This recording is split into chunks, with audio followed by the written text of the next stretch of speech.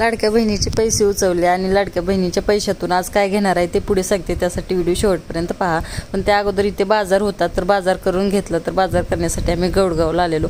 तर तिथेच माझी आत्या राहते जवळच, म्हणून तिच्या घरी गेलो. तर आत्याच्या घराच्या पाठीमागेच विहीर आहे आणि बाजूला शेती असल्यामुळे तर तिथे ऊस वगैरे सगळं आहे. तर खूप छान आनंद घेतला, वेदने वगैरे सगळं. तर विहिरीत तो दगड टाकत होता, तर त्याला जरा जपून म्हटलं, कारण विहिरीत तो पहिल्यांदा जवळून बघत होता. तर पाठीमागे खूप छान झाडी वगैरे आहे, ऊस वगैरे खूप मस्त आहे. ऊस वगैरे घेतला आम्ही, ती घरी जाऊन खाल्ला.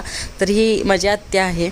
तर एका कामात 2-3 कामं झाली आणि बाजार पण करून झाला. आणि आता काय, त्या लाडक्या बहिणीच्या पैशातून हे सारं घेतलेलं आहे. म्हणजे स्प्रिंकलरसाठी लागणारे नोझल घेतलेत, कारण कमी पडत होते सेटला. 12 होते, आता 15 झाले. 3 नोझल घेतले. तर लाडक्या बहिणीच्या पैशातून असा काय उपयोग केलेला आहे. तर जाताना मग नोझल पण दिले आणि शेतात साडी काढायला चालू होत्या. तर त्या कुठपर्यंत आल्या ते बघितल्या.